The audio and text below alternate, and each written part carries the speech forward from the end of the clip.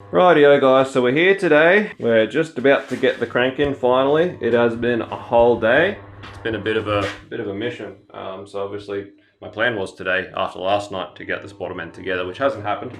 So finally cleaning up the crank, actually getting all of the assembly lube off it from when it was assembled when it got here. And I noticed that quite a few of the journals had some pretty not very nice looking water damage, like watermarks and stuff like that. So not only that, but when we finally went to start doing all of the crank bearing clearances, some of them were really, really tight. We ended up having to start again with a different set of bearings because it had ACLs in it, which we don't stock and we don't keep. So we've gone to Clevites, which means we pretty much had to start again.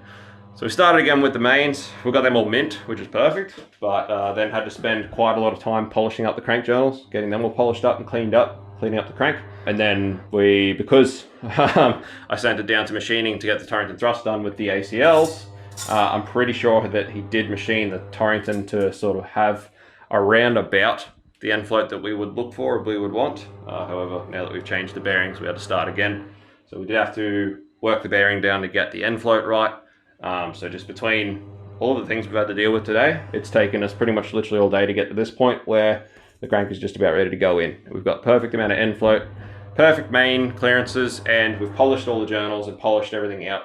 The crank's mint. It's just obviously a lot more time than we had originally anticipated to get to this point. So given the fact that we have started again, like I did all the rods with the ACLs that came in the engine and they're not too bad. There's two of them that are a little bit tight, considering the fact that we've got Clevites now in the bottom end, in the mains. I'm half tempted to ditch the ACLs in the rods and go Clevites and do the same thing, get them all perfect, get them all right. We've got Clevites in stock. I can do that. For the extra time it's going to cost, I'll probably sleep better at night knowing that it's got Clevite bearings all through instead of half Clevite and half ACL.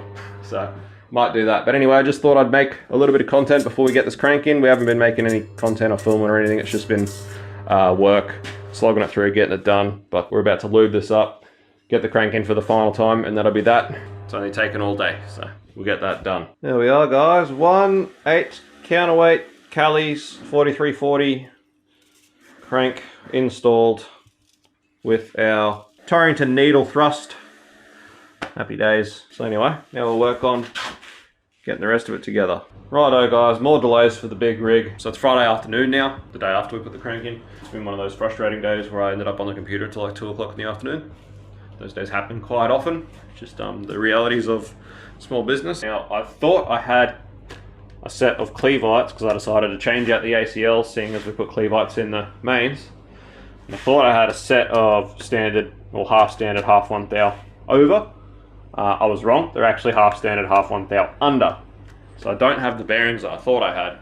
Now all of the ACLs were a bit too tight. I wasn't too happy with them, so I was pretty happy to change them out with our Clevites to get the clearances correct.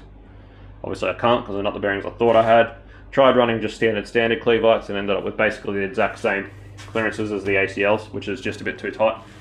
So I'm going to have to order a set of HXs now, or like 1 thou overs, to get the clearances right, which means they're not going to be until next week, which means bottom end can't go together until next week anyway. So it sucks. I'm not in a mad rush anyway, because I'm still waiting on like head studs and head gaskets to arrive. So we could only get as far as getting the bottom end together anyway.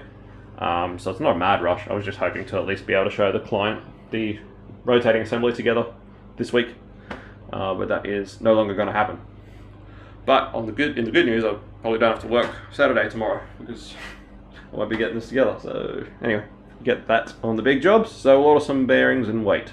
Got a few top end stuffs starting to roll in there, a few parts for the top end. I think I gave you a sneak peek of our BR7 heads in the last episode. This is our Crower shaft rocker setup. Looking beautiful for our BR7 heads. Got our Johnson tie bar lifters. Looking good.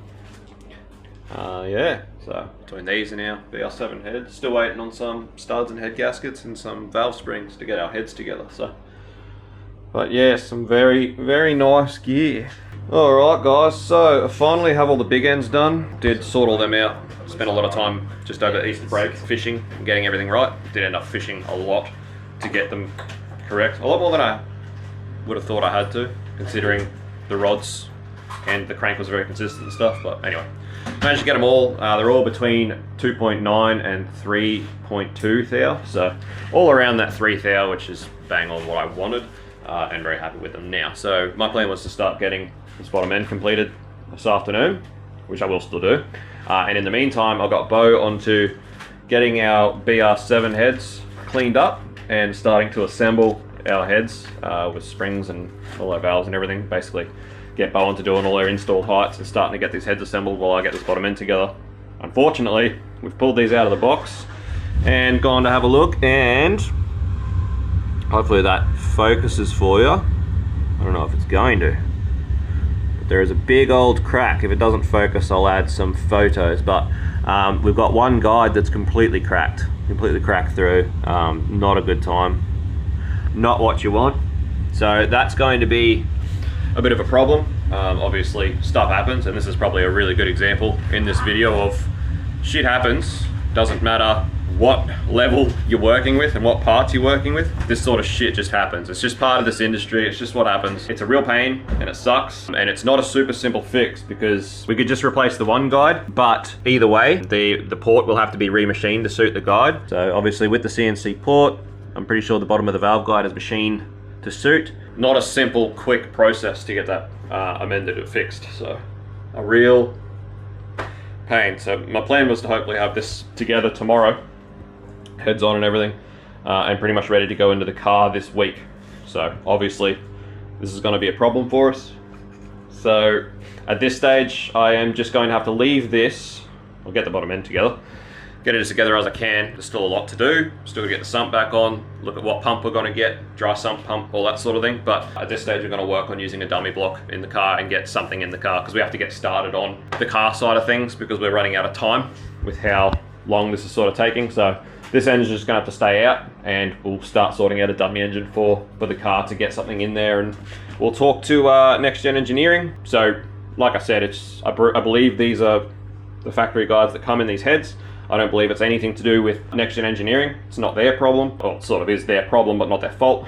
Like I said, it's not going to point the fingers or anything like that. I'm just explaining that even at this level, even dealing with heads this expensive, stuff like this still happens and slows things up, costs extra money, costs extra time. It's just part and parcel of the industry. So just thought I'd point it out to you guys, because you know there's a lot of people that like to think and have all these ideas about what they're going to do with their car, and they want to do this and that, and then when things like this happen, not this customer particularly, but just in general, people have shit fits about things going over budget, going over time. It's because shit just happens.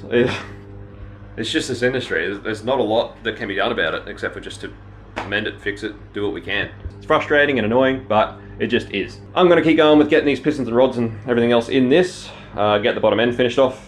We'll get our sump back on hopefully, so that we can start looking at pump situation. But I need to get a block into the actual car because we're using the H series with all the Castlemaine front end setup, rack and pinion steering, all that sort of thing. I need to get something in the car so I can have a look at what room we've got for where we can mount a pump and how we can do that. So I've got a pretty good idea. We'll probably end up with a Barnes pump, which mounts on the passenger side at the bottom where the alternator would normally mount. It just means we're going to have to high mount an alternator, which isn't necessarily a bad thing anyway either. Yeah, basically I just need to keep this progress going on and can't afford to wait for this to get that happening. So get the bottom end together, and then we'll start looking at getting the dummy engine in there and the gearbox and all the rest.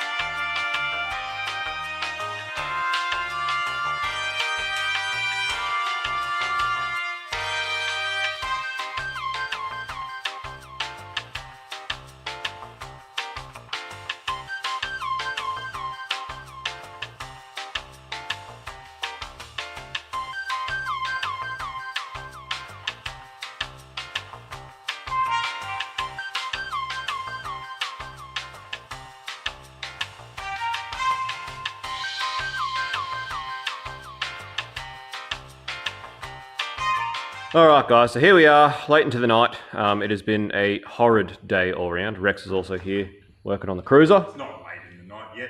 It's not yet. Early in the night. Early in the night at the moment, but we're here until late in the night is what I was getting at. But anyway, Rex is doing some cruiser stuff, which is cool. I should probably actually start filming what he's doing there, so I can make some videos. But obviously with the heads going back, we've had to commit to using a dummy block to get further along with this build, because as I talked about, there's deadlines and stuff coming up and stuff now. Unfortunately, like every build, it has just gone that way. I honestly think this has probably been the nail in the coffin as far as the last big build we do for at least quite a while. But anyway, this day sucked. Obviously, the OTR for this thing was sent and it was wrong, so we've used one of ours that we just had on the shelf just to get it tuned, started tuning it, and the brand new clutch is slipping pretty much immediately after, not even after, during our bedding in process. It is slipping at like not even 200 horsepower. So problems with this clutch. So now this gearbox has got to come back out. That's been a whole problem, not to mention the cracked friggin' valve guide for this thing. And yeah, trying to sell a car today, got screwed around with that. So anyway, just things that happen, annoyances, but nonetheless, there's nothing we can do about it except for deal with it. So anyway, I've got the dummy block in here and the gearbox is in here. The gearbox mount that they've supplied is wrong. This dry sump is just flat out not going to work with the Castlemaine rod shop front end.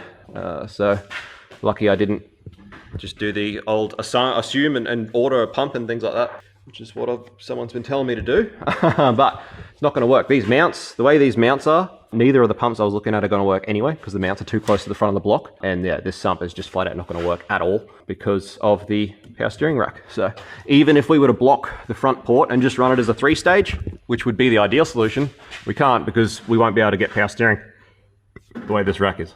So we've got a port there for power steering, which is right in the wrong spot.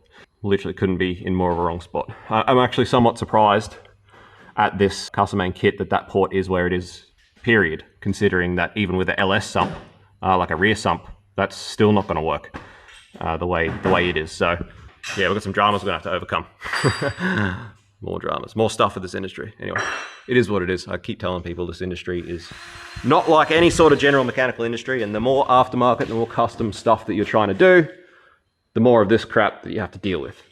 It's never ever smooth. You can only fuck with the cock you got.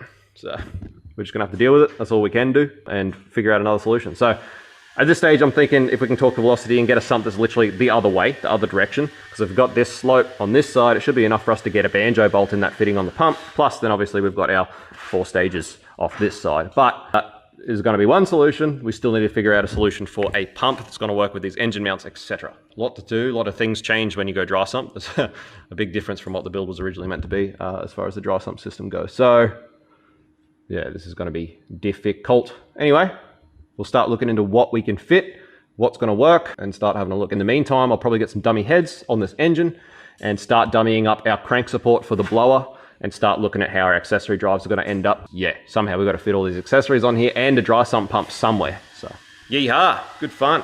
All in the fun, and the name of fun and games about it and stuff. It's been a terrible day, guys.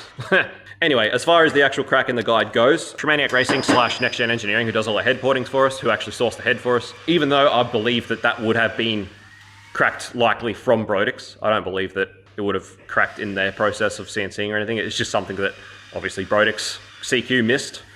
Obviously Next Gen Engineering's missed during the porting process, and honestly we've missed until we went to start putting stem seals on it. So it just is what it is. But regardless, Tremaniac Racing / Next Gen Engineering, they're going to fix the head and cover all the costs. So absolute props to those guys. That's in this industry with stuff like this that just happens all the time.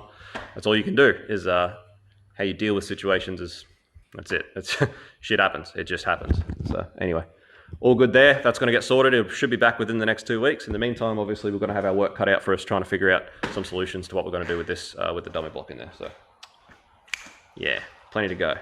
All right, boys and girls, it is starting to take shape.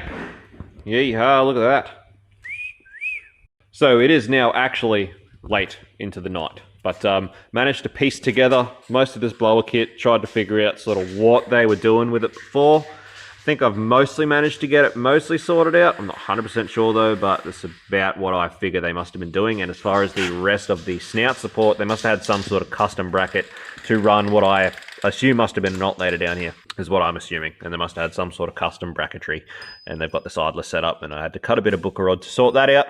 But that is how I assume and am thinking that they must have had it sorted. I did ask the owner who purchased the blower kit himself whether he had any old screenshots of the advertisement or anything from the bloke he bought it from, as far as a picture of it all set up, so that we can get a bit more of a better idea of how they had it set up. But it came with enough pulleys to do, obviously, our Gilmer tooth drive, or there is 12 rib stuff here as well. So obviously the tooth setup is a lot better with not getting any belt slip. However, the way the sizes have worked out, we can actually get a higher blower speed with the way the 12 rib is set up. So we can get a higher blower speed with the 12 rib, provided that we don't get any belt slip. But we'll just have to see what happens. I'm thinking we'll start with this and see what it does. Now, this is all just for illustrative purposes. We won't be running this. We will be going to fly-by-wire. It was a big thing for me. I really wanted to do fly-by-wire in this car so that we can set up our traction control and all that sort of stuff, and cruise control and that just off the fly-by-wire. Makes things so much more simple with the Haltech. So that's the plan. I just chucked it on there just for illustrative purposes to try and see how the setup was sort of set out on the old setup. But yeah, anyway, that's that pretty much. It looks great. It's looking awesome. There's a few dramas that have come across. Obviously, as I talked about, this sump's not going to work. Now, there's no way that I can foresee we're going to be able to run a dry sump pump off this side. It's going to have to be off this side. And even on this side, it is going to be tricky. So we're going to need a new sump regardless, and a pump. So I have actually emailed Velocity Engineering. It's midnight now, so obviously I don't expect a reply until tomorrow at some point. But I just asked if Joel there at Velocity Engineering has ever dealt with this sort of thing, if he's ever built a sump. Because although this is a Velocity sump, this is not one with a sump mounted pump, but he does make sumps with sump mounted pumps on them. And if he makes one like a sump with a sump mounted pump for this side, for maybe a 3-stage or something we could probably get away with, we might be able to make that suit. Worst case, yeah, we may have to modify the engine mount. I'd rather not, but we'll just see what we can sort out. But obviously we have to get a dry sump pump on here somewhere. And it's just, yeah, we'll have to talk to them. We'll talk to some people and figure it out. I've had a look online for a lot of different brands, a lot of different companies, and I can't really seem to find anything that's going to work for our particular situation with this Castlemaine front end on this H series. So frustrating, but we're committed to dry sump because of the way the block's been set up.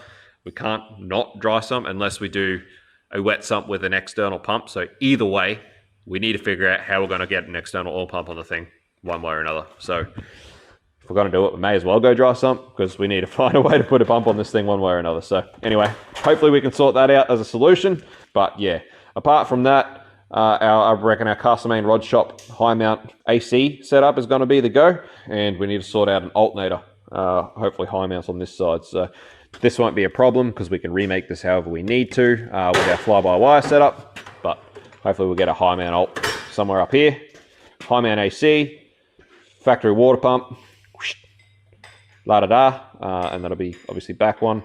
And then obviously hopefully we'll try and get a dry sump pump somewhere, and then our blower set up, as you can see on the very front. That'll be our 3 belts, and then we'll be going to electric power steering, which obviously makes that pretty simple. So that's the plan. But anyway, good to see some progress in this thing. So anyway, tomorrow I'll try and confirm our blower pulley belt setup, try and figure out what idlers and what's going to work. That way we can get, if we've got a Gen 4 water pump there, I just need some water pump bolts.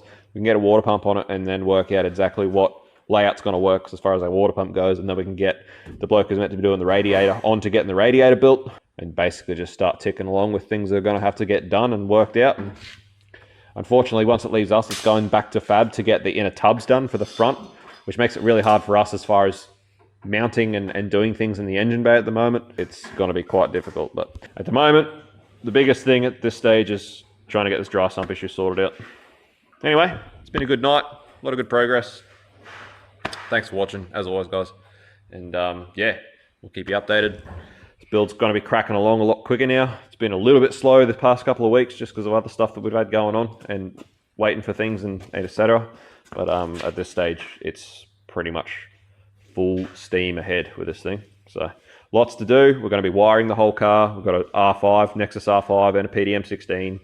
The whole shebang. Wiring the whole thing. Again, going to be hard with wiring and plumbing and stuff with no inner guards, but we'll see what we can work out and do. Anyway, should be a good build. Hopefully it all works out for us. Thanks for watching as always, guys. Subscribe so you don't miss anything. We'll see you on the next one. Peace out. See you. Bye.